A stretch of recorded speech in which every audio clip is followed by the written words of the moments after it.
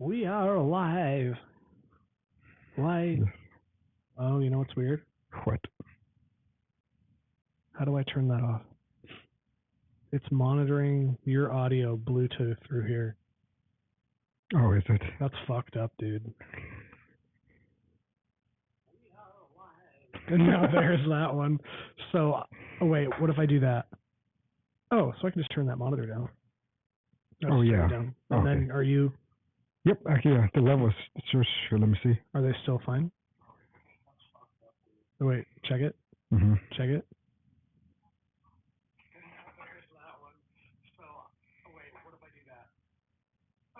Okay, so that's fine. That's fine. Yep. Good. Okay. Well, welcome back to Contra Gentiles. I'm going to start internally focus grouping new intro. Oh, yeah. It sounds a bit muffled. I wonder why. Maybe. Is it just garbage? No, I'm sure it just has to do. We didn't fuck with the settings at all for the Bluetooth. Do we have to mess with this now? It's fine. We'll just keep it muffled for this one. The YouTube is always a disaster. And then I have this beautiful crystal clear and starlight clear. Well, it's because this time we have to try to makeshift this work. Yeah. Yeah. We'll figure it out. Yeah. And really, this is more of a that was a weird text to get. What? I'll let you read it. Okay. It's the most recent one I've gotten. Don't read it out loud. Okay. Because I don't know if he wants people knowing that on air. Like, oh, interesting. Nice. All right. Thanks, Jay. Yes. For letting me know that. Really? So that was Jay? Yeah. Oh, nice. Yeah. It's got a very weird name. IRL. Yeah. Yes, it's an interesting. It's got an interesting sound. Now, oh, you know what I'm hearing? What? Oh, wow, our mics are really sensitive. Oh, so people are just going to hear the space heater. That's fine. Oh, okay. It's not buzzing. It's just I was like, why do it sound like I'm in a spaceship? Yeah. It's the space heater. Anyway, should I? Oh, you know what? I should say. Our Patreon has resumed. Oh, okay. Oh, you stopped it? Yeah, I did for just a month. We weren't putting anything. I didn't charge anybody for February. Yeah. Okay. It was just that we weren't putting anything out, and I was like, you know. Yeah. Most people were like, no, I'm willing to pay, and I was like, we're not putting anything out, so just take the freebie month. But yeah, we do have a Patreon. I think that so we've just swapped out the computer I was using for a MacBook that's not dead. How long was that? Did that die in June?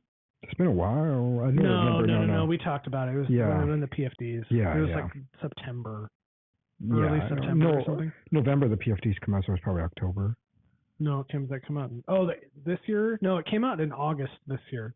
Oh, we did get it early. So I think it was July. Yeah, then my MacBook died, and that was such a crucial part of my process. We've done like two years of processing the show. Yeah. And then that died, so my whole routine of standing in my underwear in the kitchen cooking food and processing the show at the same time totally died, and then I never again recovered for like having a regular processing schedule. Yeah. But no, I'm back on a MacBook. That's good. And then as people saw, I know that on when would they have heard that? Sunday? On Sunday, I announced that I would be putting out an episode a week last week. I promise I didn't forget my hard drive died. So I'll be recovering the files from a dead... That was traumatic. I realized it was dead, and I was like, that's 2.5 years of audio files, like gone. Right, yeah. But you think you can recover it? Oh, I know I can. I got a software that that I can just plug it in, and then I just have to have a large enough. It's the whole show together is 3.5 terabytes. Yeah, which is insane. I mean, it's 2.5 years of audio. Yeah. But no, I wanted to mention that like I'm dead in the water with literally all of our audio files until I can recover them, and with the Patreon money we've made, I can actually just go and grab a hard drive. Yeah.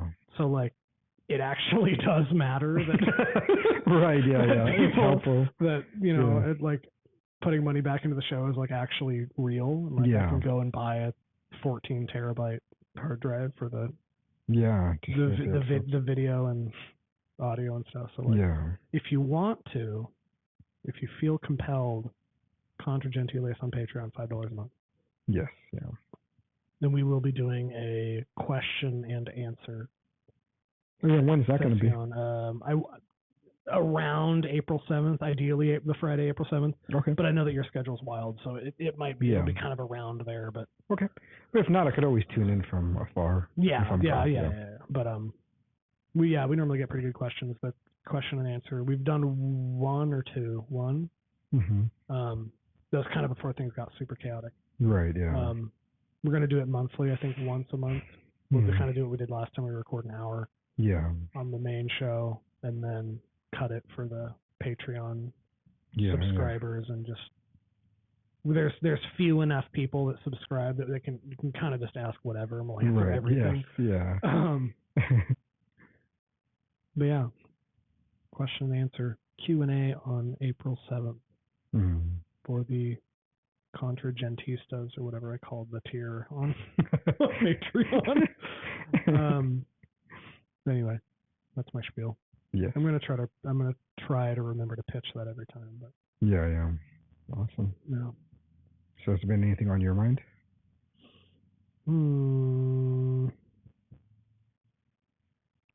Kind of. We can see. Mm-hmm. Did you see that video of the girl on Twitter who's like super fat and like eating? Which is many. But there's a specific. Let me see if I can find the video. Yeah. I'll play it for you.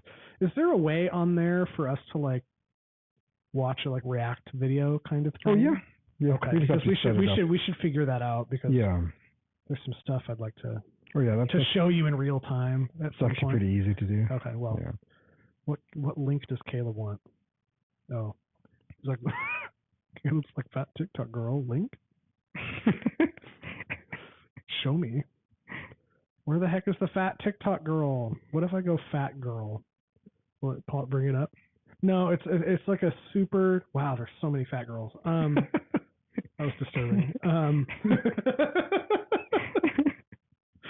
I have to remember people's names. I know everybody who's retweeted it, but I can't remember any of their names. Maybe I do. No, I don't. But anyway, it's a video of a girl who, it's just her like eating fast food and stuff, but she's like really excited about it, and like it's like, this is this thing, like eats it, this is this thing. Oh, she's like 16 and like morbidly obese. Yeah. Which, you know, it's kind of like TLC fodder. Yeah. She's that kind of size. Maybe not quite the my 600-pound life thing, but kind of getting there. Here it is. Yeah, so this girl.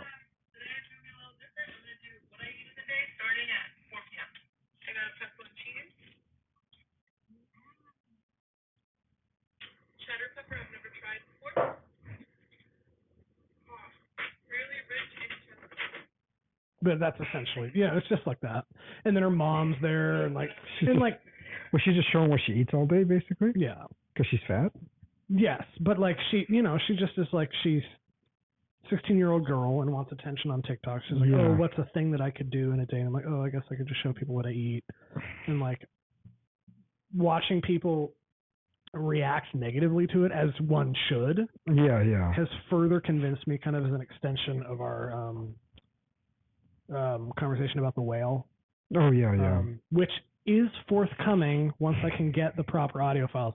Actually, if people listening want me to just strip the audio from YouTube in a much lower quality and just upload it for the sake of it, I'd like our review. That's so irritating. It's the day that Brendan Fraser won the Oscar for it was the day it was gonna go out if the hard drive didn't talk. Oh, really? Yeah, This is probably the most relevant thing we could have talked about.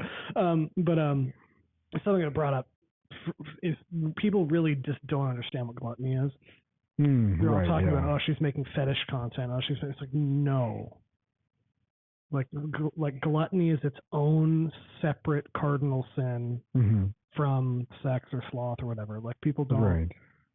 I just don't think people understand. Well, I think it's obviously a misunderstanding of lesser goods would lead one to misunderstand gluttony. Yeah. But like, if you think of all the other, any other cardinal sin, you pick one, we have a pretty good understanding of it. But for some reason, our culture as it is now, like contemporary American Western culture, just doesn't understand what gluttony is. Or how, like she like there's a point in the thing where she'll like, it's like later in the day and it's like, it's like especially extravagant food. And she eats it and she goes like, ugh. She like moans about it. And I'm like, I get it. Like, like when I watch the shows where people just like shovel food. Like they buy like $40 worth of Taco Bell and just eat it in one sitting and then keep going. And I'm like, I understand that. Like it's not that I do that. I mean, I've done small, So I guess I don't get what you mean that they don't understand gluttony. Like, what do you mean by that? They don't discuss it in terms of gluttony. They discuss it in terms of lust or sloth, or they don't. Oh, okay. They're like, she's moaning about it, and they're like, oh, she's making sexual content. It's like, no, that's not. Yeah. There's just that specific. I don't know if it's just discussed in sexual terms a lot of the time. Like if she's moaning like that, it's because she's fetishizing it. Yeah, and it's like, have you ever gotten in bed after a long, exhausting day of work? You moan, like you're like. Yeah. It's not so okay. Like I don't eat and I'm like jacking off to it. Yeah. It's not the. So you're saying like the discourse around what is that? Gluttony essentially just makes gluttony like another sexual activity almost. Kind of, or makes it a slothful activity, or makes it something. But they don't categorize it in itself as. Yes, and that's why I think that people got mad at the whale a bit, is because people don't know how to. I think the reason that it's the only honest portrayal of gluttony, as it is in itself, void of other. Like obviously there's a masturbation scene and stuff, like there's some sexual element, but that's not. Yeah. Not all pleasure is sexual. Exactly right. And that's kind of what. And maybe that's the root of what irritates me so much, is that people just sexualize all pleasure. Right. Yeah, they do. I don't know. It really bothered, because like one, I can't do anything but defend the girl, because I'm like obviously I'm not nearly at that point. I am overweight. Like I'm not. Especially you're not. No, I'm like a normal. You know, my BMI is 32.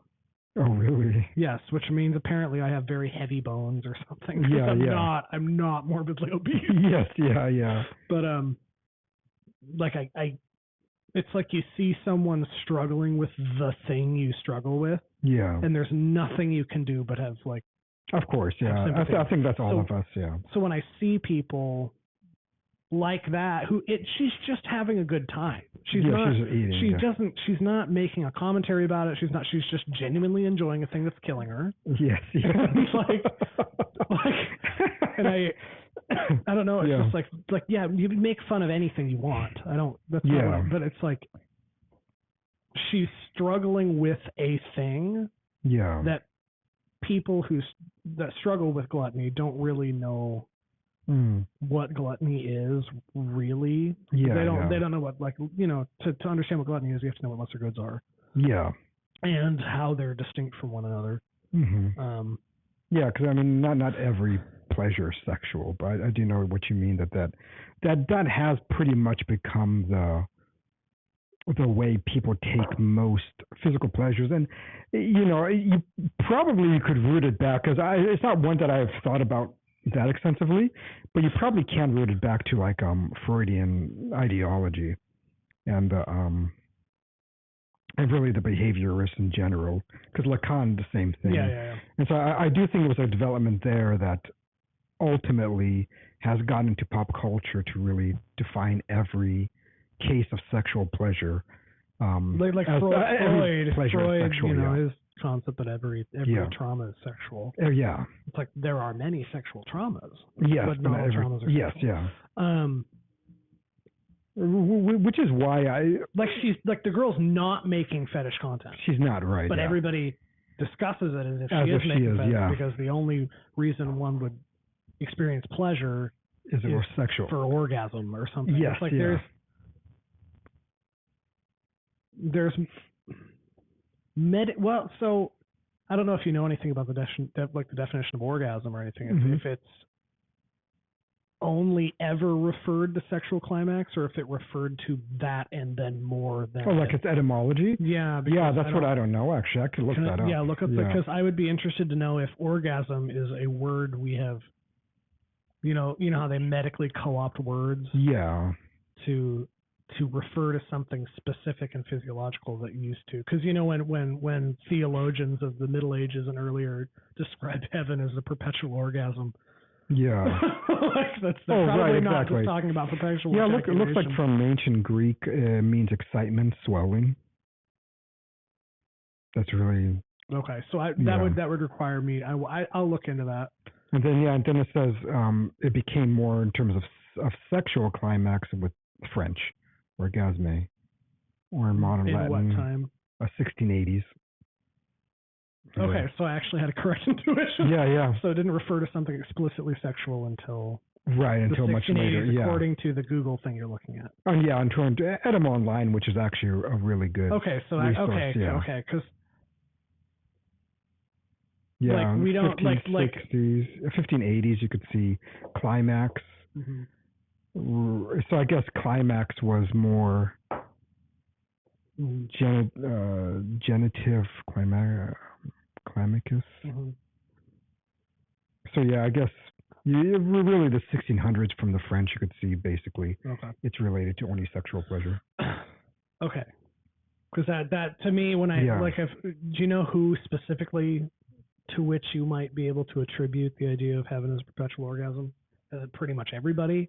Like, did Aquinas discuss that? Yeah. I think that was just a very common understanding. Like, I really don't know who was the first one, but many saints have talked about it. Because I'm thinking about that, and it's like, yeah. The thing that I don't think people, I don't know if it's just because gluttony is so misunderstood and improperly discussed in a contemporary context. Which I find interesting only because we live in such a gluttonous country. But I think that's a byproduct. Is that you don't understand it because we live in because there's no, how do you correct gluttony if you don't know what it is? Like I think that's there's a correlation or a causation there. Yeah. One way or the other. Like we just That's interesting, yeah. Like you could only, the like fat lover movement, fat positivity, whatever it's called. Fat lover. I don't know what it is. Like, the lover of the fat. It's good to be fat brigade or whatever you want to call them. The only reason that could ever exist is if people don't consider gluttony a sin. Yeah. You can't be just healthy and you can't be like super gross, fat and healthy. Yes. And it's like they're just by definition. Yeah, being fat is being too fat. Like there's, you are beyond the normal range of human weight. Yeah, as it should be. Be like more than that. Like that's what fat means is you are heavier and have more fat on your body than you should. Yes, that's all it means for the fat positive or whatever. But you can only think that if you don't think gluttony is a sin. If there's nothing sinful about eating as much as you want. Right, yeah. And I don't think that people are prepared. It's almost like gluttony is it's like unique in a way because it manifests on the body in a way that. Yes, like that. And again, I don't know how much we're repeating from our previous discussion of gluttony from the whale thing, but the people haven't. I don't think we are, but yeah. But so it is different than the others. Yeah. But I also think it's that difference that makes it unique. That like the way it manifests physically is what that nothing there's nothing you can about that. There's no analogy you can make to anything else. It's just it is the one that probably has the most immediate consequence. Gluttony. Physical pain, because and gaining weight happens quickly. Like you could be gluttonous for like some of these actors who need to gain weight do it like within 6 months. Like it will literally take only 6 months of your life to become so big that that none of your clothes fit anymore. Yeah. Like that's actually a quick time. Oh yeah, of course. And so AIDS doesn't kill you for like 10 years. Yes, yeah. I mean, gluttony does have the most immediate effect. Yeah, I mean, your organs can get pretty fucked up within 6 months of just eating shit. So I do think it is the one sin, the one corporeal sin, or the one of the lesser goods that both its satisfaction is immediate and its consequence is immediate, and I would say even more so than sexual pleasure. There's something about gluttony that lust would be. Yeah. Gluttony when you begin to engage with it, well, sexual orgasm requires more work than eating. It does. Yeah. Yes. And then the consequences is a lot more work. Bullets and pant. Yeah. What was that? Was that you? Me. No, it was. Oh, it's the MacBook. Oh yeah. All right. Just go to the moon and put "Do Not Disturb." I will be doing that. Yes. Anyway. Yeah. So I think there are unique qualities within gluttony that probably doesn't get analyzed that much. And I think you're right that if you don't look at it as a sin, you just kind of see it as degrees of I guess of weight, not degrees of impropriety. Yeah, and and it's unfortunate because I do think that there's people that just then take it too far. And I think we've all known people that way, or maybe some of our listeners have grown up in households that way, where food doesn't even become pleasurable anymore. Where food is fuel. Yeah, food is fuel, and so you're not really engaging with it in a very healthy way either. When you're just like, it's the same thing as like the Quakers refuse to reproduce. It is, yeah. The Shakers. The Shakers, yes, yeah. The Albigensians, as Michael Knowles is. I know. That's our bit, but it's fine. Michael Knowles can have it, I guess. Yeah. He has a much bigger audience. He mentioned it like 2 or 3 weeks in a row. And I know, what yeah. the fuck is going on? No one else on Earth knew what this was. I know. Until he calls them like the Cathars or something. Yeah. He won't be a real... Yeah. You can tell he just found out about it, too. I know. So it's like when a middle school or high school student just learns a new word, they use it too much. Yeah. And then it's like, because you just learned that fucking word. He just needs to say Protestants. I know. He does. He has to... You saw that video of him pretending to be a gay guy? Yes. I found that deeply disturbing. It was. It's like, he man. is an actor. Yeah, I know. And he had an atheist phase or whatever, and he was, taking acting jobs, whatever. Like, it doesn't bother me that much that he did it. Oh, yeah, for me it doesn't bother me at all. I mean, he's just an actor who did weird shit. Yeah. But it does make me wonder how he was when he was an atheist. I don't. He doesn't know gay vibe to me at all. Really? No. Yeah, you would know better than me. Yeah, no. I don't, yeah. For me, I thought he did it well. When I saw him, I was like, holy shit, I would think he's gay. I think he can actually be a pretty good actor if you practice. Yeah, just the way that he looked at him and everything was like, he definitely gave him a really good gay look. And what's funny is I thought it was really unconvincing. Really? Yes. That's interesting. I was like, wow, this feels really stiff. Yeah. Not flamboyant enough. No, it just felt very stiff to me. Yeah. It was a student project, and we're not assessing his acting ability. Yes, yeah. But his acting really isn't that good in general. I think he's a stage actor. I think he could be a really good stage actor. Yeah. Well, you can kind of tell because he enunciates the way that he does. Yeah. Which is very stagey. Yeah, yeah.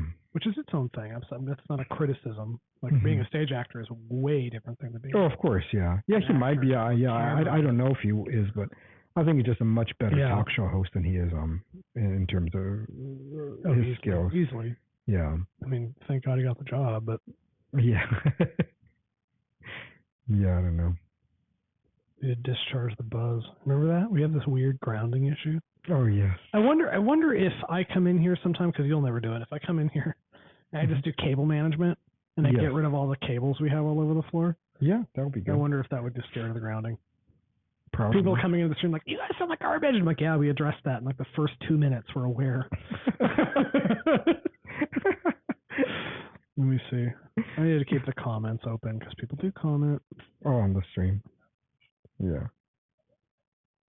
Is that you messaging? No. Who's JC? Is that your son?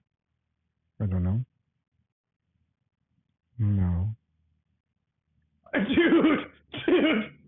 Caleb posted, your guys' audio sucks. I just made a joke about the fact that people would be saying that. Yeah, the podcast audio is delicious. No, it sounds muffled. And that's my job. That's your job. Back to when it used to be. You get to struggle with with that audio. It's fine. But yeah, there's nothing I can do about it right now. Man, I'm just trying to remember. I had a couple thoughts about the gluttony thing. Yeah. But I'm just having a hard time. But yeah, there's just, and it's, I guess right now I've kind of got partially the way to articulating it. But like there's something about when I see that, when people talk about fat people. Yeah. Like there's. Who is JC? I think it's your son.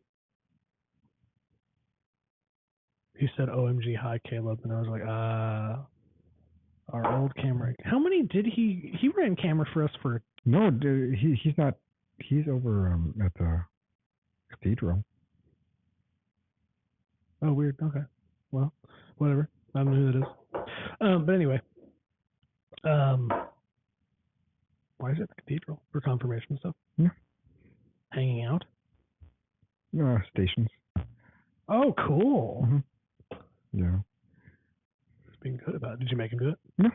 Wow. Yeah, he wanted to. The girls wanted to too, so Amanda took them. Oh, okay. It's probably going to be when I can drive again in the car situations. I'll figure it out. Yeah. I'll probably sign up for adoration or something. Yeah. That was interesting. So I put that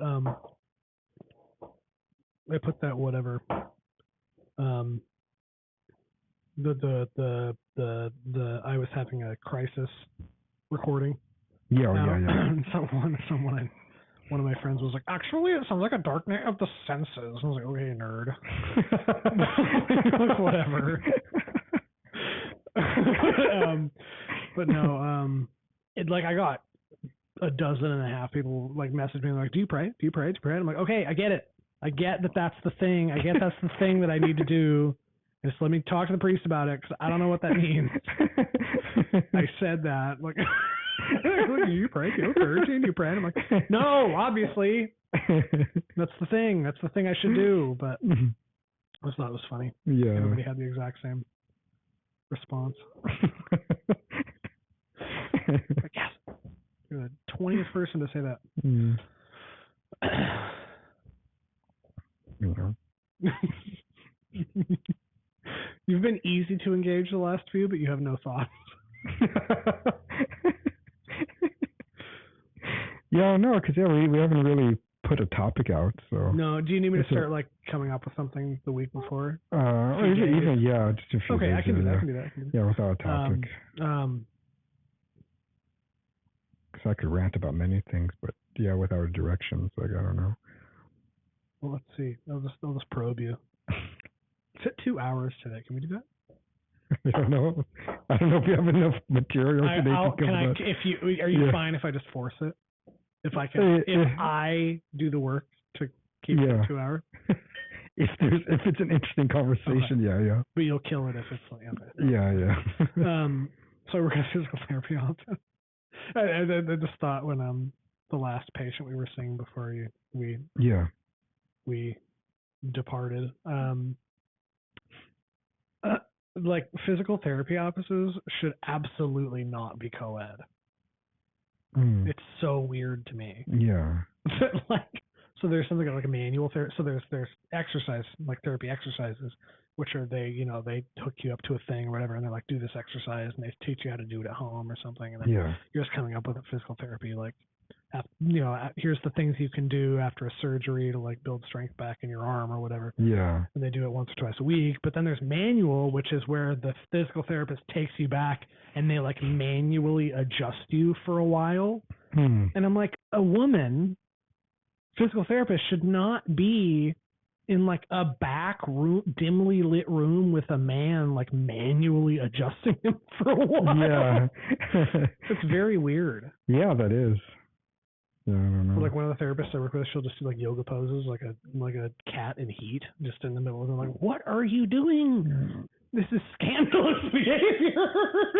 It's kind of weird. It's just weird. And I'm like, like obviously I'm not into it, so I'm like, I'm safe, but like, yeah, it's just very weird. It's very. Yeah, I don't know. I think it could be fine. Okay, well, anyway, that one missed.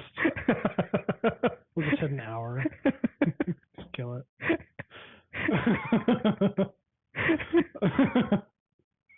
What? I don't know. I guess I don't think it's that weird if it's co-ed. It tickles my Puritan bone. Oh, okay, yeah. To see that, like, no.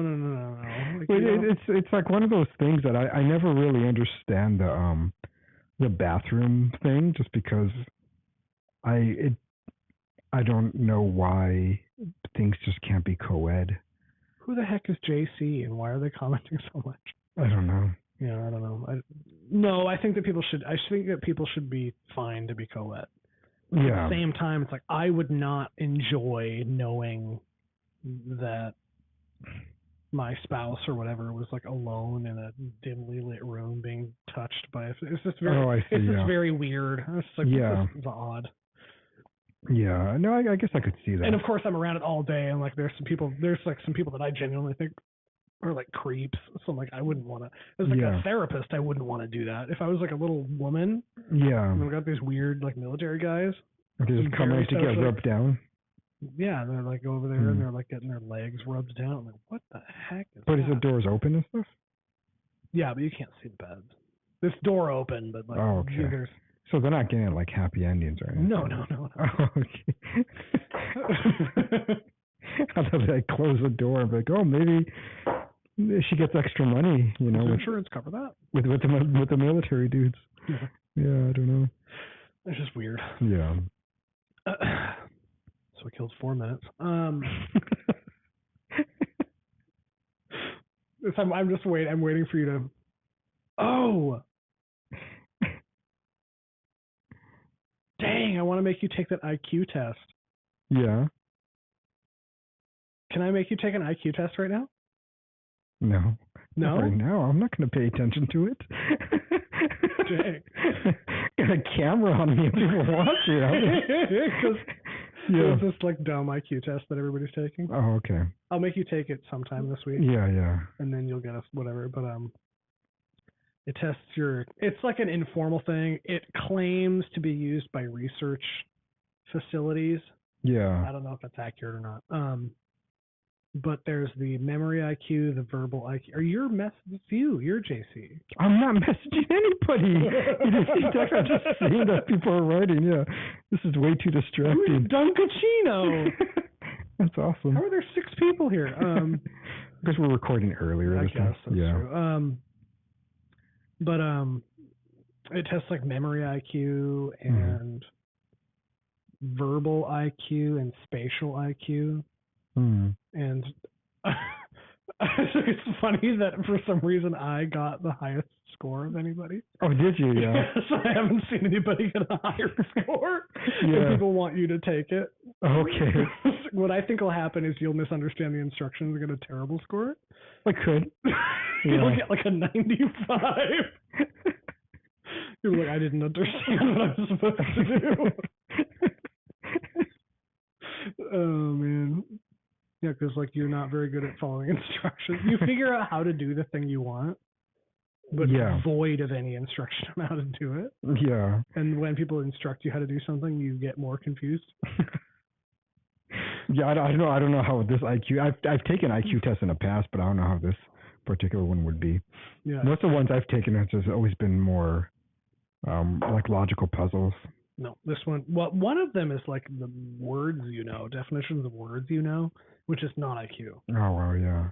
So you'll just fail at that one. Yeah. And then there's one where the other verbal one is where it's like words but scrambled. The letters are scrambled, and you just have to discern which of them can be made into words or not in a certain amount of time. I'm like, oh, Jeremy will get 0 on that. Yeah. You can't spell.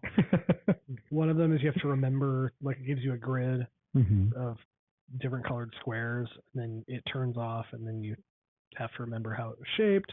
There's one where it's like that gives you an object that's like made of cubes, and you have to like pick which ones are that thing but rotated and stuff. Oh, okay, yeah.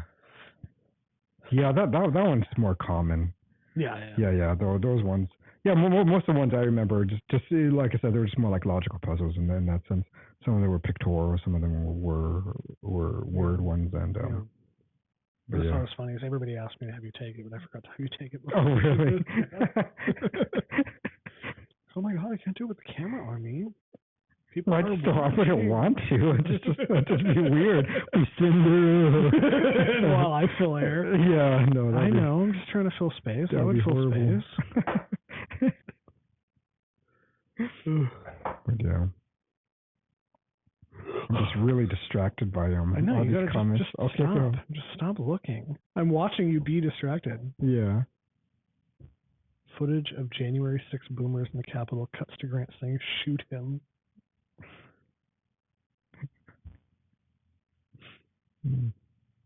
Who has said that? What? I've been watching the clip of Graham saying "shoot him" from the last episode on repeat for a week. I don't know who Jay. Oh, dude, Noam is here. Fuck, dude. Okay, we gotta not look at that because we're never gonna talk again. So mine is over there, flipped over. I will check it every once in a while.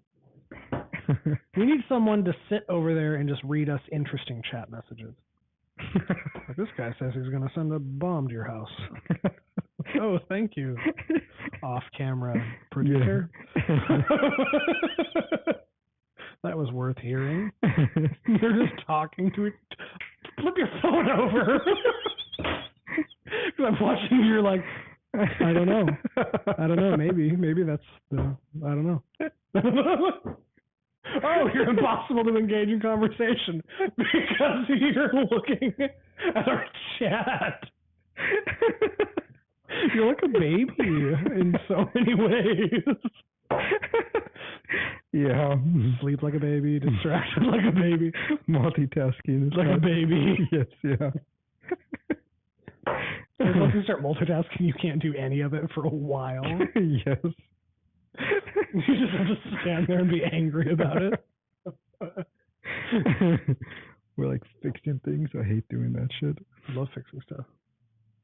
No, I think that's one of the most frustrating things about owning a home. Is the maintenance. Yeah. I would love it, man. No, you just feel like bombing things. Like well, yeah, but you also fix things like a psycho. So what did you do to your sink, your faucet? It's still not fully complete. What was your process? So what was the problem? It was the thing that and what the funny thing is that I was asking for both Amanda and Amy, and they both couldn't really figure it out either. And so because the fact that circular motion has no linear direction, and so okay. So you're all retarded. No, I'm telling you. Once you understand that it's all about perspective, that every motion is everywhere with circular motion. So anyway, I should just make sure that I'm not such a genius that I'm retarded.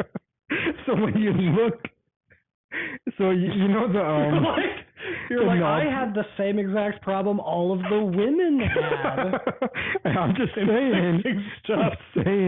This is just it's rationally speaking, it has no linear direction, and so what is that in the bottom of the sink?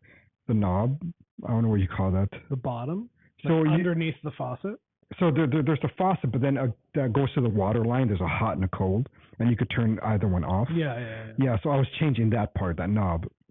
Okay. And I was changing it because so you had to shut the water off. Yeah, I shut the water off. All that part was fine, but then the way that this exists, and so you have like, let me explain it. So if this was the knob that you kind of turn, and right behind it was the bolt that you have to use the wrench. The nut, they have to use the wrench for, right? Yeah. But when you're looking at it and it is behind you, do you turn it as if you're looking at it this direction, or do you turn as if you're behind it?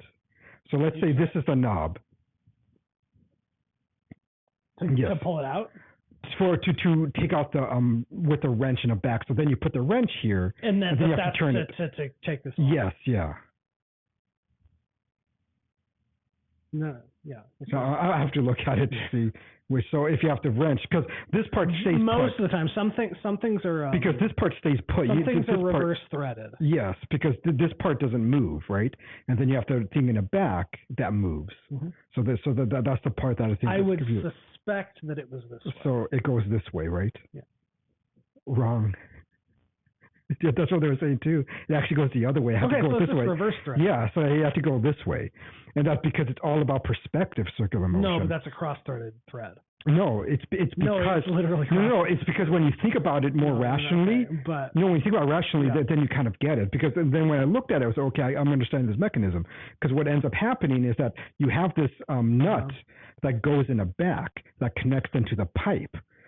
So it's connected that way. And so so basically it's connected the opposite way. Oh, and okay. So well, then if you had told me that, then I would. No, but there's no way to know when you're just looking at it. When you just look at it. Oh, if you know nothing about the hookup. Because when you look at it, you see the knob and you see the nut right there. And so, okay, wait, which way? Is it from the perspective of behind, or is it from the perspective of the front? If it's perspective from the front, it will be this way, but it's actually from the perspective of behind. Well, how would you know that if there's no? There's no way to know. No. How would you know that if it's from that perspective, you do it that way? You just said if it's from the perspective. Because remember, what I always told you is that if I'm looking at it directly, I can understand it as clockwise, because clockwise is a motion, circular. Okay. Or counter, but when you look, it's once you're okay. But yeah, it's I would have figured that out, but yeah, I did eventually. By ripping, you cut the hole out. That was for something different. No, that's what I wanted to hear about. Okay, so after that fiasco, so the reason why I did that is because I kept turning it the way we thought, but it felt like the whole pipe was turning, and so the way that those stupid knobs are built is that the nut is separate from the other part because it is threaded, like I'm saying, the opposite way. So the whole thing was moving, but it wasn't actually unscrewing, and so I had to look at behind it, and so the only way to look behind it is to cut it, right? And so then I just took the saw and I cut behind it, and then I got to see. I was like, okay, so I knew. So then I could use a clamp to clamp onto the pipe, and then use the wrench to turn it this way. Then I just boom, and then finally it came out. It was a horrible nightmare. I was getting so pissed off. You should have just called someone like Matt. No. Because then you're like, it wouldn't be me, and I didn't dominate the machine. No, it isn't for that. I think it is though. No. I have learned many years ago not to ask a white guy for a favor, because white people. Tell me about that. So white people, white Americans, I should say more specifically, don't understand. Do I do this? Favors. I don't know if you do or not, because I don't ask white people for favors. Okay. Yeah. And so if you ask a white, you have. I've watched your studio and stuff. Oh yeah, but I normally try to reciprocate. Compensate immediately. You always have to do it with a white person. It's just something that you learn when you're a little minority boy, because what ends up happening when a white guy does you a favor, it isn't really a favor. What they're thinking in their head is that I am doing something for you, and I'm going to add this so I could utilize it at some point as a return for the favor. And so there's transactional. Yeah, it's transactional. There's never an actual just giving for the sake of giving, and then bygones be bygones, right? Yeah. And so what I learned quite quickly, it took me many years, but I think in terms of my age, I learned it, is that if you ever ask a white guy for a favor, you have to do it immediately give them $10, $20, $50, buy them something. You have to do it immediately. If not, they fester in it, and they're always thinking in their head, "Oh, motherfucker, I did that for him. He didn't do anything for me." I don't do that. And I think that's the way they think. Even if they're not really angry about it, it comes up at some point. And so it's how I would explain it, because I kind of know what you're talking about. Yeah. And it bothers me also. Yeah. Is that you do something, they do something for you, 6 months later, yes, they'll ask you for a favor, mm-hmm. which is fine, but then they will mention it, that they did this thing as a mechanism for convincing you to do the thing. Yeah, because in the end, in their head, it was always transactional. So they do a favor, and they know, okay, now you owe me one, and so then it's locked in there. If they do you a second favor, now you owe me twice. Yeah. Right, and so then it adds up, and so then they could ask you for even a bigger thing. And I think I have that. I might have an instinct. Yeah. But I don't. Like I get viscerally bothered anytime anybody brings anything up that they did for me. Yes. Yeah. So I think that I know. Yeah, you know what the bother part. Yeah. Because I don't think I do. I mean, you don't ask me for favors, and I'm not necessarily someone who's equipped to be doing a ton of favors right now for people. Right. Yeah. So I'm kind of useless. But like I don't. I think that to me it's just kind of, if you care about people and know them intimately, you just do things for them. Yes. Yeah. Perpetually. Yeah. And they do things for you perpetually. Right. And there's no scorecard. There's no. Right. Yeah. You should be doing things for people. Of course. Yeah. And then people should be comfortable expecting you to do favors for them, but you should have the same thing. Like I think what's different, at least growing up like in a Peruvian home, is that it was just never really, the expectation part was never there. Yeah. It's like you do things for somebody, but then you just leave it at that. Mm-hmm. And if they do it for you later, it's like fine. If they don't, fine. It's like it has nothing to do with you at that point. But I think with relationships, when I have with them, like it's different. If I'm like with Wesley, he acts like a black guy. Really, there is nothing. You know what I mean? It's like I know that if I were to ask him to do something, I don't have to pay him back at all, and he doesn't really care whether one does or not. But then I know that it becomes a point of contention with a white friend if I do that. If I do it like Francesco, there is nothing. It's like there. But he also just by nature of friendship being the way it is, he's also just asking you for favors. Yes, and what I mean is that. It's you both have the opportunity to. Exactly. We just both have the opportunity to, and so it doesn't become a point of contention where I've noticed in the past with many of the white American friends, it does at some point. Because my dad wasn't like that. Yeah. But he would do the thing. One thing I learned from him, and I think it kind of characterized a lot of how I view favors. Yeah. And I think it's ended me up in the same place as you are for different reasons. Yeah. But my dad really, really loved to pay for people. Like whatever. Like if we were going out somewhere and he wanted to pay for people, and he would say, "I'll get the bill," or like if we're at a McDonald's or something and he wants to buy other people's food, he just does that. Yeah. He would get really, really, really pissed off if people wouldn't let him do it. Yes. Yeah. Like he would get angry, actively angry about it. Like if he wants to do something. And I do think that's different, because I have met, like, I would say Matt is that way. He likes to pay for people, but there's a difference there, because it's something that they want to do. If you ask them for a favor for something that they don't want to do, then that becomes of course I don't have that, but right, yeah, and that normally becomes a different. It just becomes a different type of thing when it's a pain in your ass to do it. And then but my dad doesn't really have that. Yeah. He is like a weird, unique. Right. He's known amongst everybody that known him. He was kind of a weird, anomalous kind of white guy. Yeah. Just to give without that. And that was. Yeah. But I know what you mean, because I see it all the time. I know. My mom's kind of like that. My sister's kind of like that. Yeah. And so it's fine. I'm probably a little bit like that. I don't. Yeah, I personally don't know anymore, really, just because I try to avoid that as much as possible with most. Yeah. It's just off the bat, because I don't want it to become a thing that becomes into like a fight or something like that. So it's like it's better just take care of it. I think it's a cultural thing. I think it's a racial thing. And I have no issue acclimating to people's kind of propensities. For me, it just doesn't bother me. I also think the flip side of that is that people need to feel comfortable asking each other for favors. Yes. And I think that there's a flip side. It's that people don't like being asked favors. Yeah. And they're transactional about it, which makes people uncomfortable with asking for favors, lest they be held accountable for it. Yeah. So it's not that there is a point where you could ask someone for 150 favors and they never they don't feel comfortable asking you or something, and like you can be a mooch. I'm not saying you can be a mooch. I'm saying you're right, a person can be a mooch. Oh yeah. Or use people. Yes. But that's just a different case than just asking for favors. Oh yeah, I know. Yeah. And a lot of Latinos are because I really do think it's cultural because it really doesn't bother us. That's what's weird about it. Yeah, it doesn't bother us to be a mooch. It doesn't bother that if your friend, if he's a really good friend, it's like I don't give a shit. You can sleep on my sofa. Like if you were really down on your luck and you just sleep on my sofa for 10 years, I'd be like, okay. I mean, it just doesn't bother me. It doesn't bother me at all. If you went to the fridge, you're like, ooh, what do we have here? So okay, then eat it.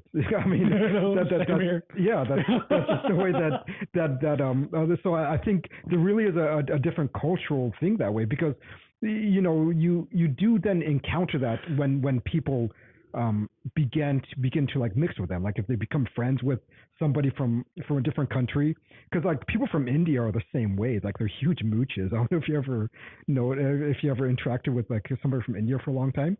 They're mooches like that too, but it's like when they mooch off of each other. They do, so it doesn't matter. It just becomes whatever. Yeah, that's him. The SOS, whatever. That's their character. But I also just don't like losers. Oh yeah, and I get it. That's what I say. I'm more irritated that someone is a loser around me than they are that they're using my stuff. Yeah, that's different. And so I understand the irritations. I understand everything. And so that's why it doesn't bother me. But I am proactive. It's just the way that I am. Mm-hmm. And so if I lived in a predominantly black community and whatever, I'm gonna understand their mode of operation, and for the most part, I'll just be like, I'm just going to adapt these certain things in order to make them feel more comfortable and not really cause any kind of stress, or whatever. Because every race, because I don't know if you are, but I am a race essentialist. I understand that there are qualities that different races have. We describe the race realism diet. Yes, yeah. There's races have propensities. They have different ways, different expectations. I would say down to ethnicities. Ethnicities, yeah, they do. Not just races. Yeah. Like from a specific. Yeah, they do. Yeah, I agree. Square miles. If you're ethnically homogenous enough for long enough, you have propensities. Yeah. And for the most part, none of them are bad or evil. They're just different modes of being. And we're comfortable with some and uncomfortable with others, or we're, Well, some can be evil. Yeah, they can be, but I don't think they're necessarily so. No, yeah. And so I have no issue normally. It's like, okay, I just learned that quickly, and then it ceases then to be a fight, even though sometimes it still can become something.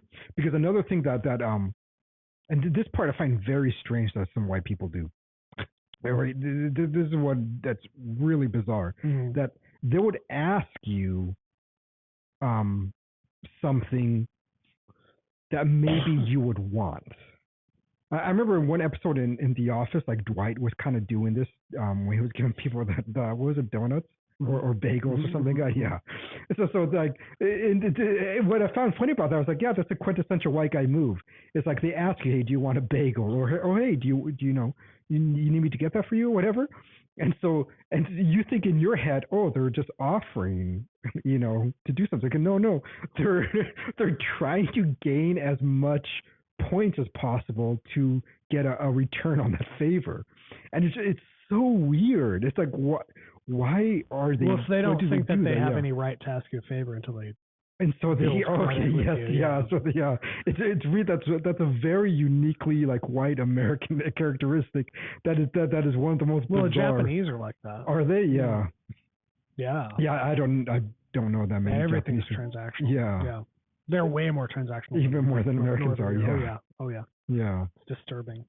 They'll remember $1.50 you used to pay them like 6 months later. Like, yeah. Did you write that down? You freaks! Like, what is that?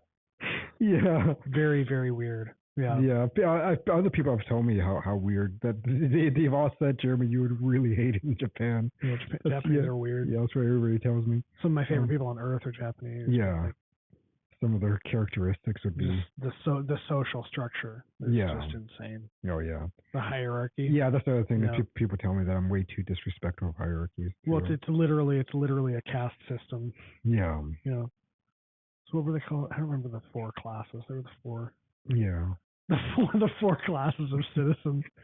That would be in English.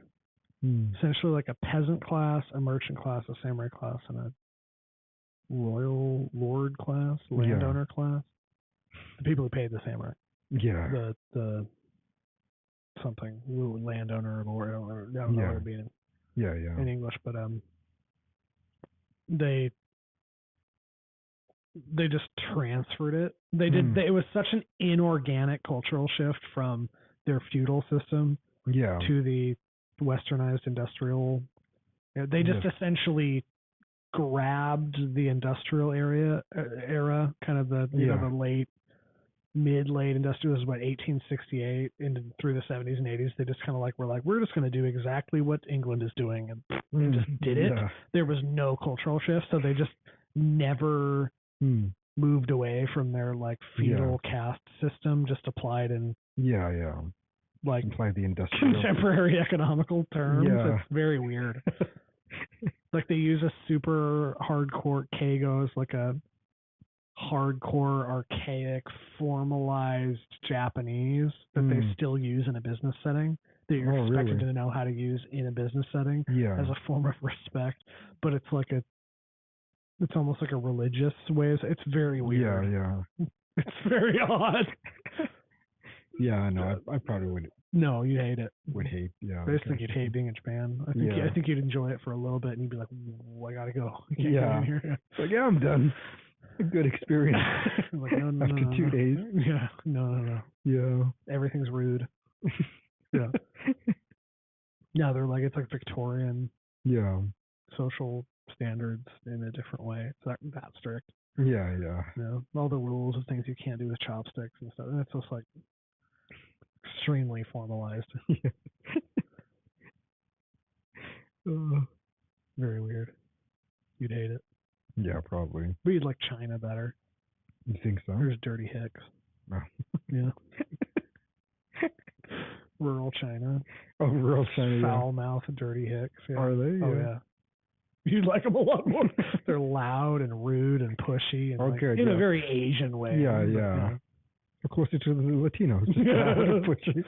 The Filipinos are the Latinos of Asia. Yeah. You'd love the Philippines, I bet. Maybe. Filipinos drive me crazy, though. Let's talk about Filipinos. Why do they drive you crazy? They're just insane. I would say they take that aggression to a certain level that's uncomfortable. They're too much. Yeah. Yeah, they're I remember when I was in Patterson, where it's Patterson. It's Peruvian, New Jersey. Everything is in Spanish. It's just all Peruvians there. It has a kind of vulgar vibe, It's like they're, we went together Pollo a la Brasa, and the guys were like, dos, aquí dos, and it's really yelling. Yeah, so it was shit, it's aggressive, but I was comfortable. It's whatever. You're on Filipinos, and you're like, damn. But yeah, but the Filipinos take it to a level that's just uncomfortable. But they want to be insulting. Yeah, it's there's a level of making everything personal. Yeah, Filipinos do that. Really uncomfortable. It's I'm done with you guys. Everything's personal. Yes. It's not just fast and aggressive. Yeah. It's fast and aggressive, and everything is a personal slight. Yeah. Or attack. Yeah. Because I would say the other people that I found similarities. Obviously, there's a lot of differences, but similarities to the tones of the Peruvians or Arabic people. Oh yeah, they have that, because it's and I think like Americans, like let me try to synthesize this the best from my experience in like these different cultures. I think the American culture has respect for strangers that you don't find in much of the world besides, like England, the U.S., some parts of Western Europe, like Germany and stuff. Like there's a very strange respect for the outside world, to the point like the streets are clean. Littering, you get fined like $1,000 here in Alaska. I know in some states it's less than that, but still, everything's pretty maintained. You go to a third world country, you go like to Peru and stuff. You go to there's other places like the streets are dirty, there's trash and everything. Like the external world. Most of Europe is like that. Yeah, and so like there's a significant amount of respect for it. So you don't have people yelling at you at the markets here, right? They're not like being complete dicks.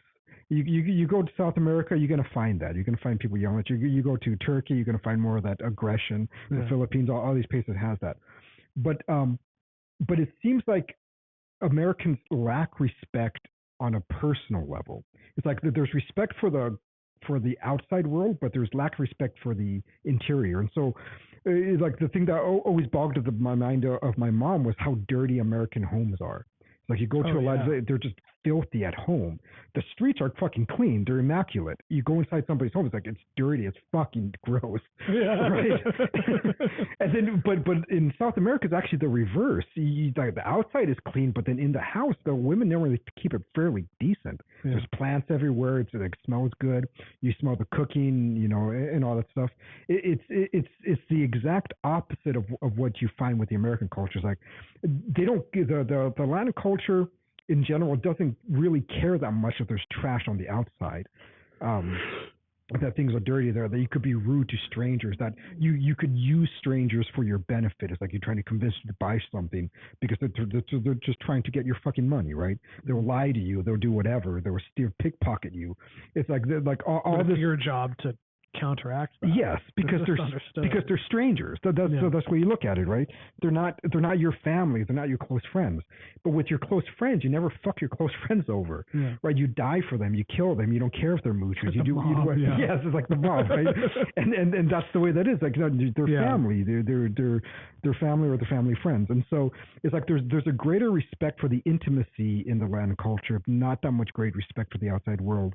And the American culture is a difference. There's respect for the outside world, but then you have, sons telling their fathers to shut up. Like there's a lack of respect for the interior life, where you're the most intimate people in your life you could be assholes to. But you're never an asshole to that stranger. For some reason, that's taboo. It's like, no, I don't know that fucker. If I could convince that guy to give me $3,000, yes, I'm gonna do it. Right? That's the Latin part of me. But you don't do that to a friend. It's like no, you whatever. And and so you do it a little bit. Really? When you wanted my scanner. Oh yeah, but I'm trying to make a deal. Right. Like what's the fucker doing? Yeah, he's trying to schmooze me. That's giving him my scanner. That's different because it's like you're friends with somebody. Like just give it to me. It's like just give it. But no. But that's what I mean. I think that's what the difference is. Is that there's just. It's a certain like intrinsic mentality that I think just exists within these cultures and these subcultures that within the American world it's too bizarre for both really. Like it's too bizarre for many people coming from the Latin world to see the way the Americans behave because we don't care that we litter. You take a bag of McDonald's and just dump it on the ground. We don't give a shit because it's them, whatever. It's their world. Let them clean it up. And it's the same thing. Like we talked about, like with the whole Matt Walsh thing, that he has this anger when people don't put the carts away at stores. You go to any Latin place, they don't give a shit. You put your groceries away. What? People are paid to do that. Yeah, so they're paid to do that. Just let them do it. It's their job. It gives them purpose. It gives them whatever, Just leave it right there. And it's just the way that there's just a greater respect for family and friends. There isn't for everything else. The government fuck itself. We don't give a shit. There's corruption. Just gonna take the money and run to somewhere else, anyways. And it's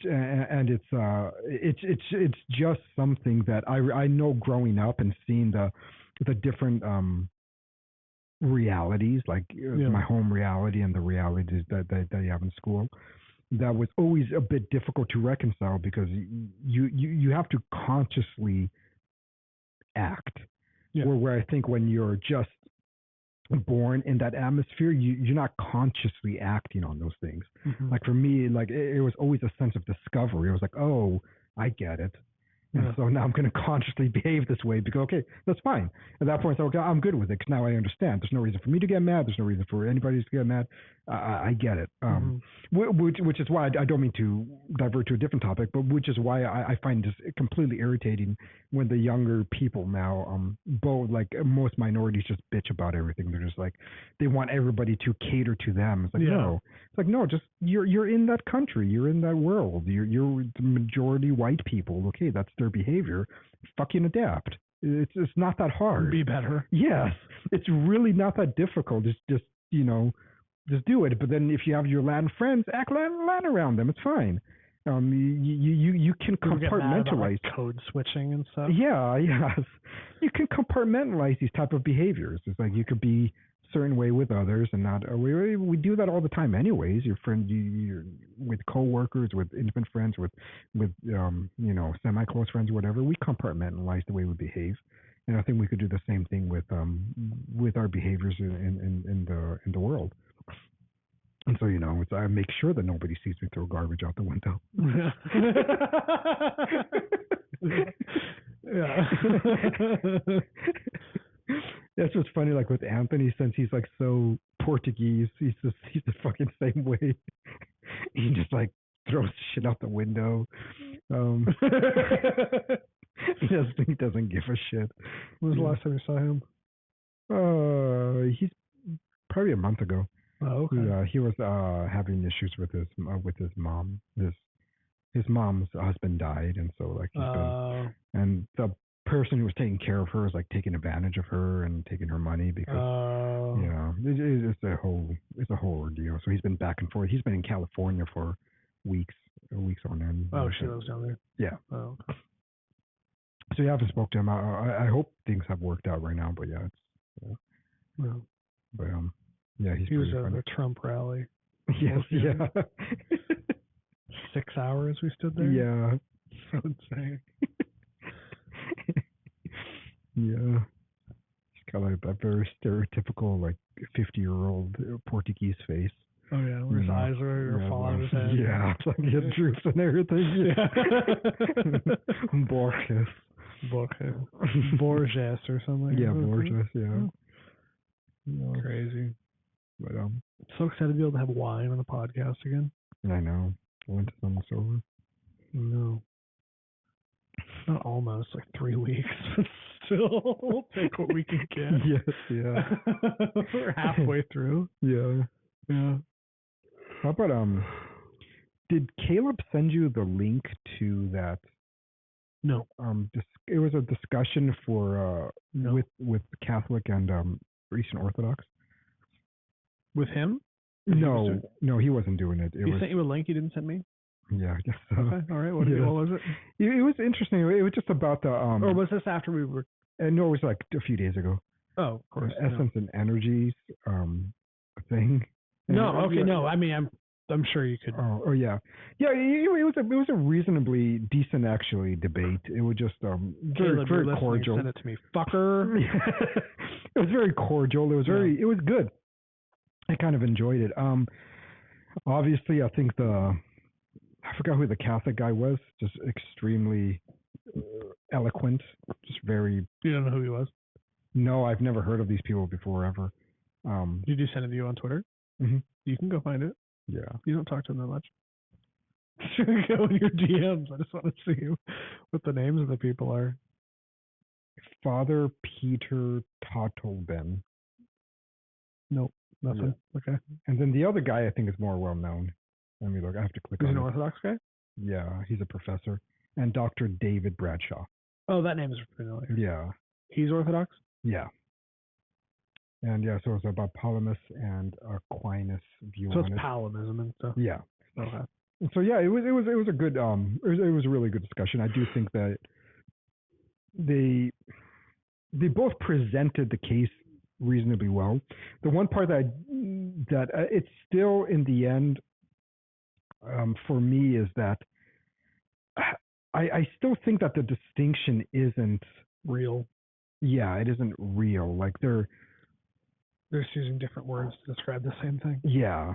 Yeah, I think in the end they are, because when the priest asked him straight up, are you saying that the emanations, the energies is different, like a separate entity or a separate reality from God?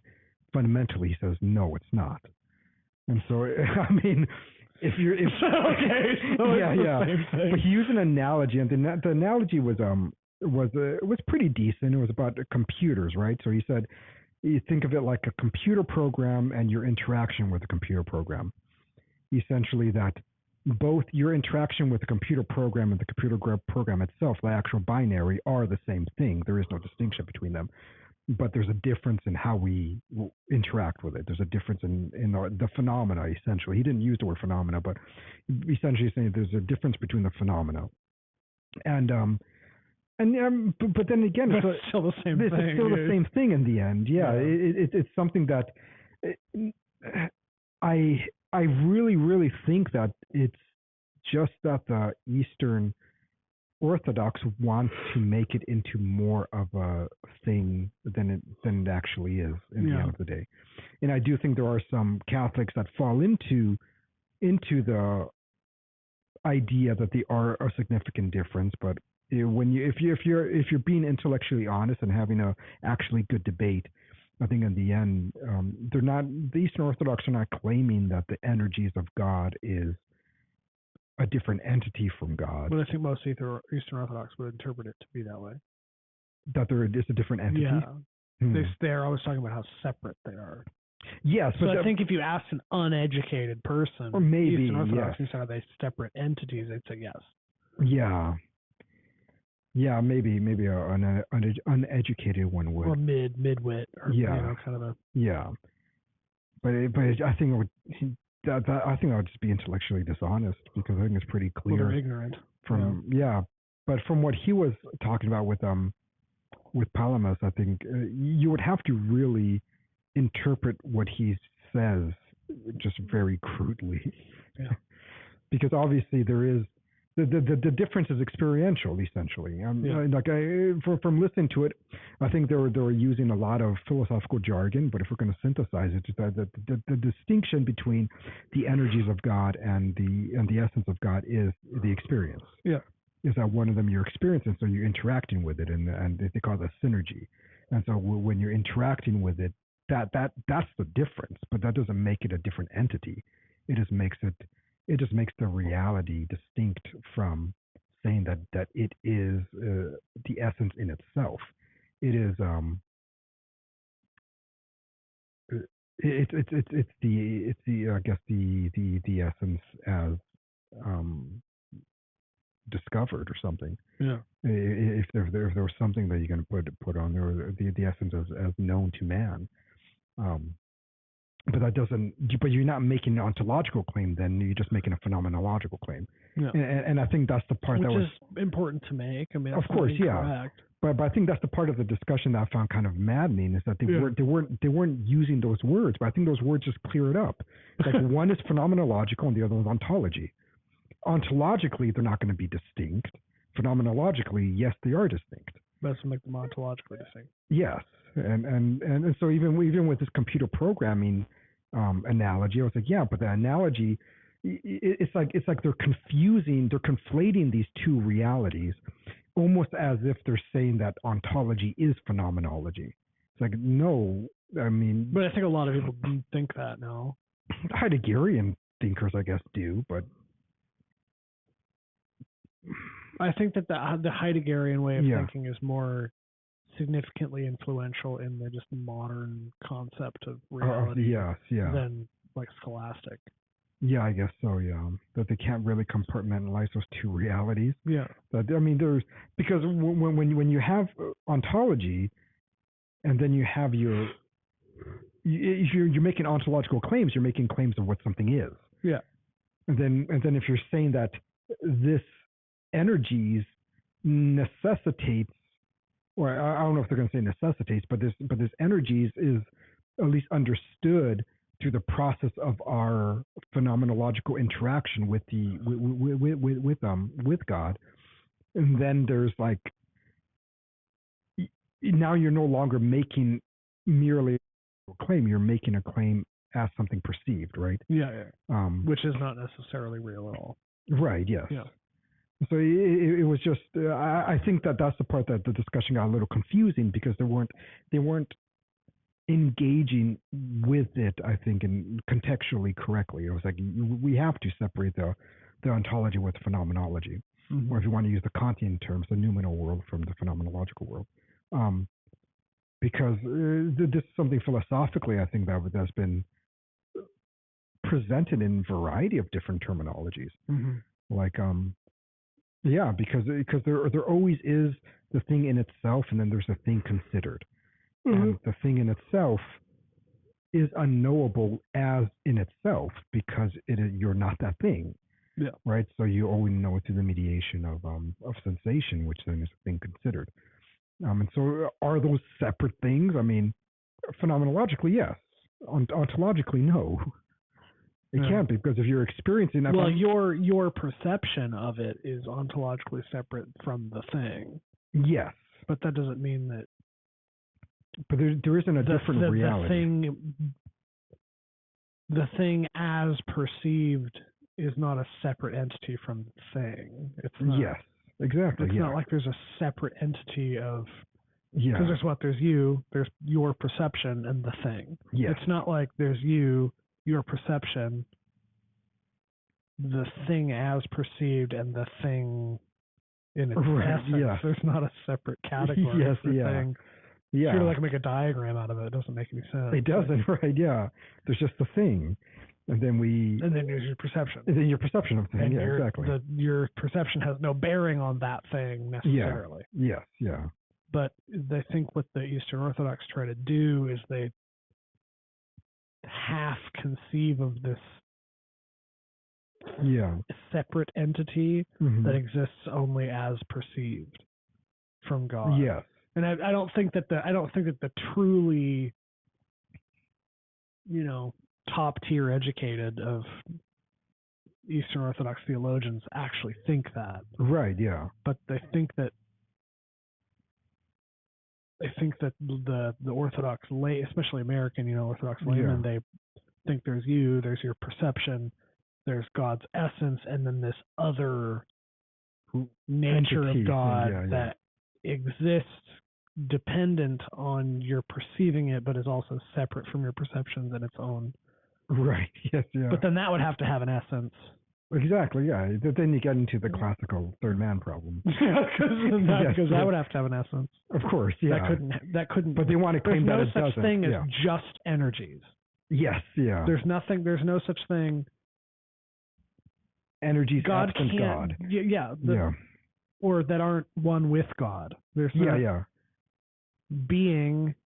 What do they think of God as like the act of being? Do they know if they do the actus purus thing? Yeah. So he was saying that he agrees with the basic fundamentals of divine simplicity, that God is being itself. Like the Eastern Orthodox, at least from other like academic ones that I've listened to in the past, and I haven't really spoken to too many of them, but from ones that I have, they don't reject divine simplicity. That's why they made the new category would they say absolute divine simplicity or whatever. It's like they created this new one to say that's what the Catholics believe. No. Is we just believe in divine simplicity. They believe in absolute. It's like, no, what the fuck are you talking about? Because then they want to, I think you're right, then they want to create this separate entity that they want to simultaneously claim that is not a separate entity because they don't want to say there's two gods. Like if you ask any Eastern Orthodox person, none of them are going to say, yeah, there's two gods. There's the Godhead and there's the energies. Yeah. It's like, no, they're not going to say that. Yeah. And so like they always use analogies. Like I remember I was watching one Eastern Orthodox priest who was a theologian talk about it too, and I forgot what his analogy was. It wasn't a computer program, but it was something similar to that. But they all use this very similar type of analogy. Like there's a program which is binary code of 1 and 0s, and then there's this thing that you actually see on your computer screen. Now you're not just seeing 1s and 0s, and what you're seeing is what similar to God's energy. Those are also 1s and 0s. I know, but what you say, like that's the energy of God. I wonder why it's such an issue to them. I know, because to me, I'm like, yes, duh, okay, and we don't have to talk about that anymore because it's so obvious. Like, it's just self-evident that that's the case. Right. So obviously, we can't know God in His essence. Yes, of course. Fully. Yeah. We can't know God. You know God through the emanations of God. His effects, His energies, His whatever words you want. Yeah, whatever. And those things are God and that they're actual. Yeah. Okay. there's not really a whole lot more to say about that. I don't know. Right, yeah. Why they're so hung up. Yeah. No, because they are. That's all they have. They have the filioque and the energy and essences and a pope. Yeah. Kind of. That pope specifically. Yes. But the Roman one. Yes, the Roman one. But, not the Egyptian one or whatever, wherever their popes are from. But and like I just don't. They're really hung up on that's their issue. I know, but it's not a problem. It's just a reformulation of the same thing. I know, and it's weird that they don't want to admit to that, because I don't think that they can't see it when or if it is pointed out. So yeah, I have a bit difficulty thinking that they honestly think that is something fundamentally different. Are you getting distracted by the? No, somebody wrote a good comment and they deleted it. Oh, why? I don't know. Oh, he's a fickle guy. But like I want to have a discussion about like the filioque with somebody sometime because. Oh yeah. If grace proceeds from the Father, it must also necessarily proceed from the Son, and that they're both God. Yeah. If you don't want to say, but again, it's not an issue because I've listened to an Eastern Orthodox. This one I probably listened to 10 people watching. Yeah. Yeah, and I think the way that they kind of worded it was that you see, it almost seems like an invented issue. Yeah. Because what they're saying is they believe that when you say and the Son, that you're saying that the Holy Spirit came from the combination of the Father and the Son. That's what their main hang up is. Rather than saying that what you're saying, which is obvious, was that if it does come from the Father and the Father and the Son are God, then obviously it must come from the Son. Yes, it must come from and you could it's all one. Yes. And so there shouldn't be a problem.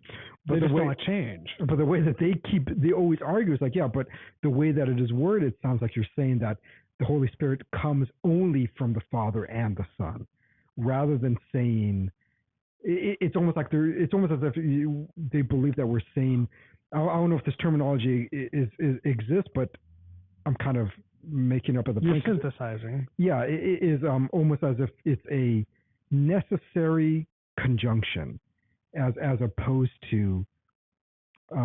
So in logic you have. So when you do like second order modal logic, you could have like let's just say it's A, right? Mm-hmm. And so you have in parentheses so open parentheses, A and B, close parentheses. Mm-hmm. And that means something different than having no parentheses there. Because they're a unit. They're a unit. Yeah. And so the way that they're looking at it is like a unit. They think that it is Father and Son. As separate from... as separate from the Holy Spirit, who then the Holy Spirit spawns from them. So, but why would that be the case? Why would that not be the case of just saying God? Why would that mean that A parentheses? Like yes. Why, the Spirit proceeds from the Father. Like why?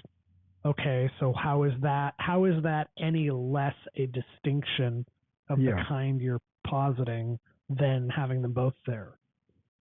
Because I think the depiction that they want is the Godhead, the Father, and the Son, and the Holy Spirit coming from the Godhead.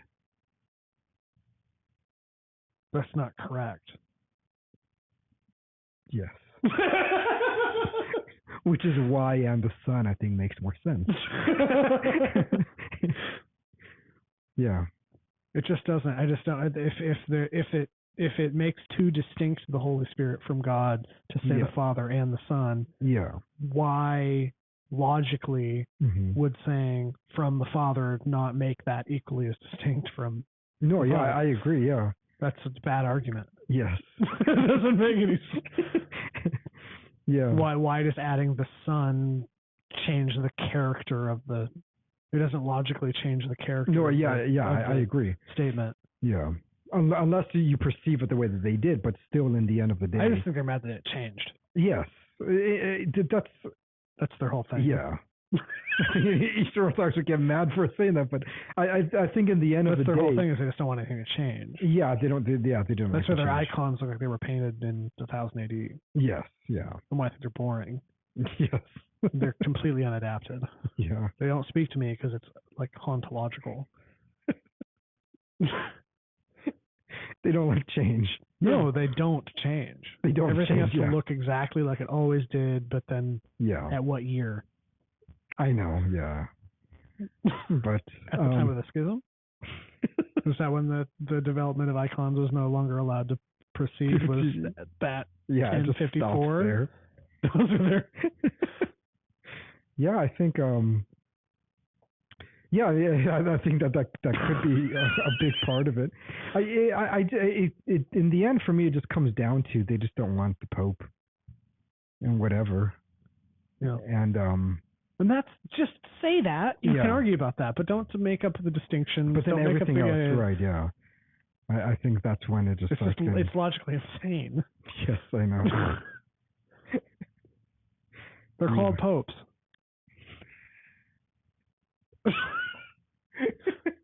Yeah, Papa. Yeah, it's like the Pope of whatever church. It's like, well, that's a Pope, so what's okay about him but not about the other one? Yeah. It's equal among whatever. Yeah. It's like, no. Then they always insert the words like papal supremacy. Like that's what they have a problem with. And then they say, we don't have papal supremacy. We have, what was it? Equals among many. They're equal. I can't remember anymore. Oh, yeah. Yeah. But which basically had the one that had different colors. Yeah. Just whatever. I don't. I mean, power to you, I guess. Yeah, it's weird. It's interesting. It doesn't speak to me at all. Like nothing about it. Yeah, like nothing there's about not a Eastern... single thing about Eastern Orthodoxy that makes that. Yeah, speaks to me that at makes all. you want to. No. Yeah. And it's not that I'm like actively against it. Right. There's just nothing that inspires me to anything. Yeah. There's nothing about their aesthetics. There's nothing about. I'm not Russian. I don't know. Yes. Seriously, I'm not Russian and I'm not Greek, so it doesn't. Yeah, it doesn't speak to you. Of course. Yeah. Everything's in Cyrillic and stuff. I'm like, I'm not. Yeah. I don't care about that. Yeah. No, I agree. Yeah, they're like when I attended the Eastern Catholic Mass a few times, it was the same thing. It was nice to see a liturgy that was different, but still valid. Mm-hmm. Like that was fine. But I agree that it didn't do anything for me. It was just like I was just observing. I mean, the English are Western Catholics, the Irish are Western Catholics. Ethnically, I'm like, I don't still. I know, yeah. Yeah, because it's a different culture, and so it's like it's fine those who want to I guess, partake in that. But I really think there's something like racially essentialist that's like I it agree. only makes sense to me when people converted to Eastern Orthodoxy if they're Slavs. Yes. Or like East Africans or from Syria or Armenians. It's you know how bizarre for me it is when there's like non-Slavic people converted to that was the reverse, seeing Slavic evangelicals. That was so there were we went to an event that we were invited to that was a Slavic evangelical church that they have out in Palmer, I think it is, and nice people or whatever, but it was one of the strangest things I have ever. It's very weird because I know that like the Protestant church is a big deal in like the Czech Republic, but like 90% of the country claims to be atheist. So it's like it's a Catholic country. Which country? Czech Republic, yeah. 90? 85, 90. Oh my gosh, I did not know China, the Czech Republic, and something else are like the most atheist countries on earth. Wow. Yeah. It's extremely godless. Yeah. Not culturally. That only happened post Soviet Union. Okay, yeah. So they're still very Catholic in their culture, yeah. Yes. They're not Orthodox. They were a Catholic country. They're very Western European in many ways. Yeah. They're kind of a weird. Mm-hmm. I don't think there's any other like Slovakians. Yeah. The Czech, Slovenians, and Croatians. Yeah. Are like an inch. So how would I organize it? I'm trying to think of how I'd organize Europe. From who I know. Obviously have the English, the Anglo countries are Ireland and England, or the UK, the British Isles. Yeah. There's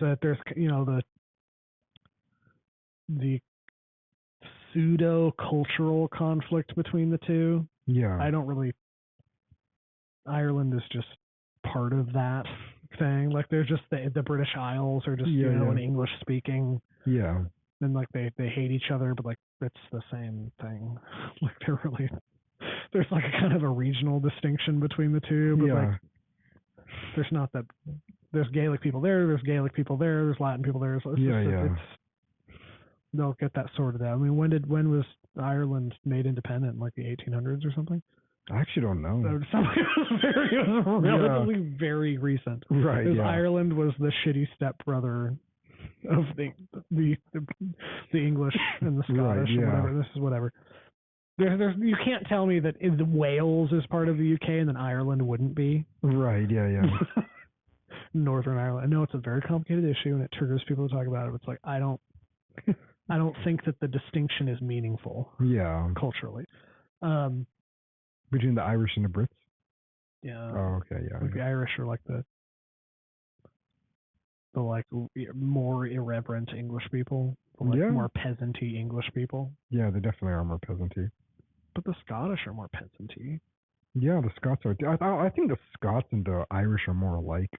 Easily. Yeah. Like they're both Gaelic. Yeah. Yeah. I just don't think it's all politically motivated. Right. I don't. And so many of them got mixed now. I mean, like the original Gaelic people are pretty much. I was thinking about I find out I'm English with an eighth Irish.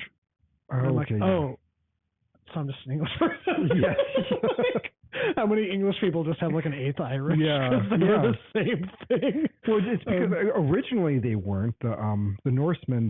This would have been like 800. Anglos, yes, a very long time ago. Yes. The Anglos kind of took over that region. From I think for and Germany. Yeah, for a long time they didn't fully mix, but over time they did. It's been over 1,000 years. Yeah, and so whatever. In the end, they just become the same people. Mm-hmm. I think there's some regions that didn't mix too much, like they don't even really speak English, but those are very small. And by a lot. Like Scots is a real language. Yeah, like there's Welsh. People do natively speak Welsh. Still. Yeah. The Welsh are weird, but Yeah. That's my other one. I think it's English, Welsh, and I just English or Welsh, everything from that island. Yes, it's just that. Which is funny is because, I'm like, oh, I'm not as ethnically homogenous as it was. I'm like, no, I am, because all of those people are all yes, I know, still they aren't that ethnically homogenous in and among themselves. But like some of them you could tell haven't mixed that much. Like what's that famous Welsh actress, Catherine Zeta-Jones? Mm-hmm. Like she's more tan. Like she looks more like the traditional people that that were in those areas. But then when you see like most of them just look like Brits. Yeah. And you go to Ireland, it's like they're fiery redhead Brits. What's weird is that redheadedness is more prevalent in Scotland. Yeah, really. Yeah. Isn't that weird? Yeah. I thought it was an Irish thing. Well, the other reasons, and this is what an Irishman told me. He said that the redhead, the traditional Irish people never had red hair. No, it was an incest thing. Yeah. Mm-hmm. It came from the Brits. Yeah. And so yeah. It was like an incest like mutation thing. Yeah. So yeah, for them it's like, no, that's not the Irish look. Well, it is now. I know. Yeah.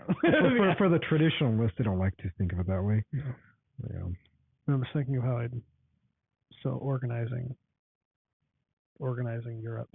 Oh yeah. Spanish and the Portuguese are like 80% the same. Yes. Yeah. The French are their own thing. Yeah, they were. For the longest Well, French and Italians are the most similar of those two. I think that there's enough lexical similarity between the two that they're actually technically dialects of the same language. Oh, I didn't know that. Yeah, it's like the spelling is like 70%, 80% the same. Yeah, it's very, very similar. The Swiss are bastards. And just everything. That's a fake country. It's not a real country. It's like a bank that someone invented at some point. Yeah. Belgium and the Netherlands and Germany, Austria. Yes. The Baltics. Finland's Baltic. It's not Scandinavian. They have the thing, but it's more the Baltic country. I'm just thinking of like I think that there's a category of Central European kind of pseudo-Slavs that doesn't really fit in super well with the rest of them. Those being Czech Republic, Slovakia, Slovenia, Croatia. Oh, right. Croatia. I know what you mean, yeah. And then do you know what percentage of Albania is Muslim? It's like 60%. 60? Yeah. Kosovo's like 97% Muslim. There's like a huge Muslim population in the Balkans. Oh, yeah, I know that one, yeah. Bastards. Yeah. Serbia's got a bunch of Muslims. The Mohammedans. But they're like cool European ones. Yes, I know. I usually got along with them the best in Europe. The Balkans? No, the Mohammedans. Those ones? No, I don't know where they were from. Serbians? I don't know where they were from. I'm just saying that the Mohammedans in Europe are much more easier to get along with than many of the Europeans. Oh, yeah. Yeah, they were just, I don't know, very just down-to-earth people. For the best way to they're dirt poor. Yeah, they're just the like poorest parts of Europe. They're like owned every fucking shop. They're just like shop owners. Yeah. But yeah, there was one population. What the population of Slovenia? Let me see. Slovenia. Is it Slovenia? Some people say that. I know that I say it kind of pretentiously. Religion. I think. Oh, Slovenia. Slovenia is 75% Catholic. Okay. Oh, okay, that's good. Yeah. There's something about those that they're just very, very Catholic. Yeah. But in like a Slavi way. Good. They're like the Slavs that weren't Eastern. Yeah. Weren't Eastern Orthodox. Yeah. No, that's Well, because Croatians are like half Italian. Right. Yeah. Slovenians also. There's a huge Italian port. Right. Yeah. Just historically speaking, it's kind of interesting how, I know it's a legend, but I'm sure there's truth to the legend of like Romulus and Remus. Yeah. And how they came from the Middle East, essentially. They were dejected from, I think they said like basically the region of Iran and stuff. Yeah, Persia. Yeah. But the part that really, what I find interesting then is why culturally, like the French, the Italians, and all of them are just so vastly different from they're basically the Greco-Roman people are so vastly different from other parts of Europe, and I wonder how much of that is just because of the genetic makeup of the people that It kind has of to be. founded It's been so those countries. long. It's been so long. Yeah. Because there is a fundamental even in difference. France, like southern French and the northern French are different. They are, Italians, the southern Italians are way different than northern Italians. Yes, yeah, very much so. Same with the Spanish. Yeah. Northern Spaniards are like blonde hair, blue eyed. Yeah. Well, I mean, the Moors did a number on Spain for. Yeah, but it's pretty interesting how that I don't know, that the whole region, the way it developed, I just find it very intriguing because I don't think the populations mix that easy. Yeah, it doesn't mix that easy. But I guess like thinking of the Catholic historical understanding of the fullness of time and things coming together in a proper time for the church to be built and everything, and culturally how it's actually pretty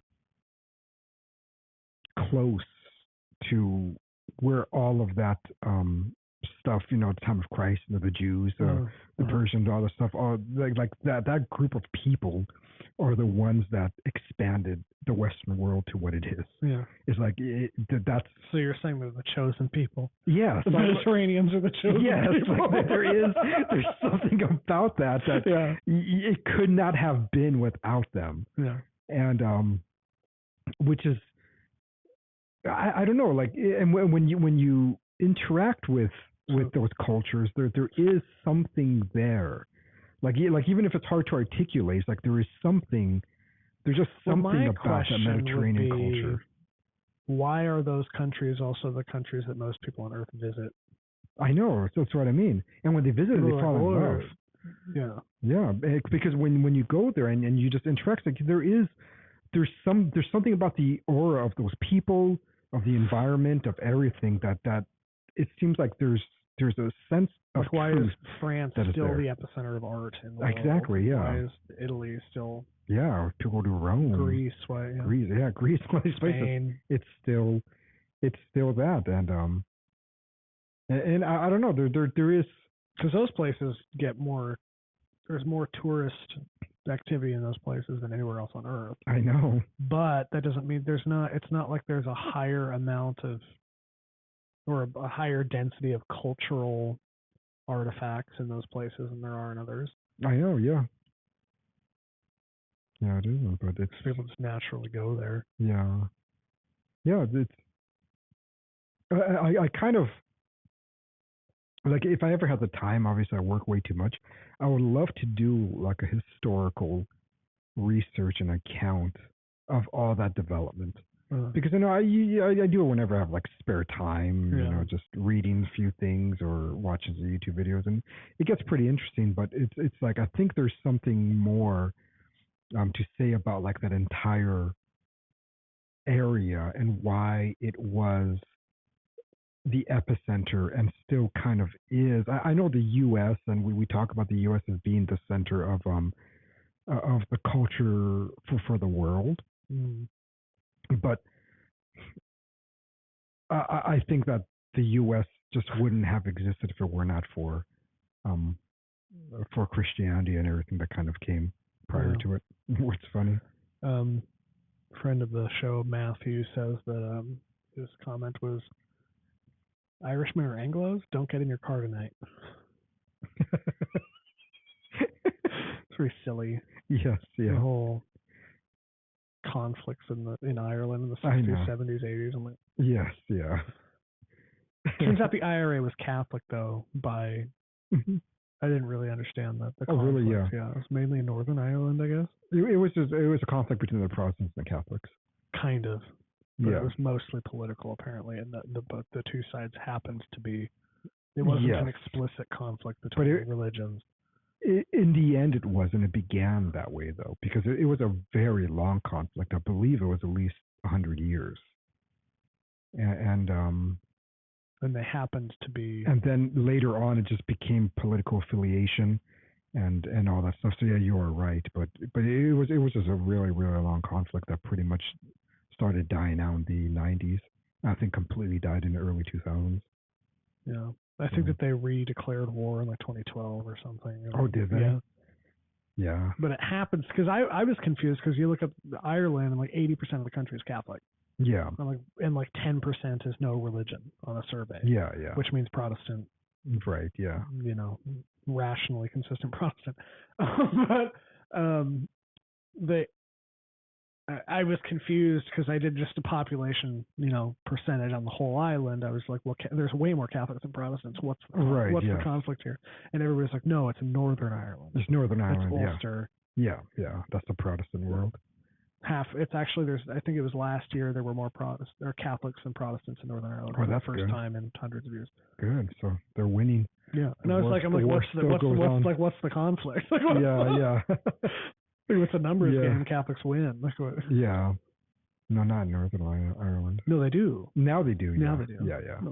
But before, it was pretty even. I think for the most part, it's like 50-50 for a long time. Yeah. But yeah, hopefully the Catholics win out and just bomb. They are. Yeah. I know, but I want that. What's funny is I didn't realize the IRA was mostly Catholic. Yeah. So I'm like, oh, those are my guys. Yeah. Those are our guys. Yeah. They tried to make them seem like the evil ones, but they're the Irish nationalists that want nothing to do with English because they're Protestants. Yeah, I know. Beautiful. Even though I think that the Anglican Church is dying. I know. The Episcopal is the American version of the Anglican, right? Yeah. They're dying. Yeah, that's what I. The Methodist Church is dying. Yes. Yeah. Good. Yeah. Anyway. Got an hour 47. I can commit to that. All right. I'll be sure to have a dossier going. But yeah, Patreon. Look us up. Q&A April 7th.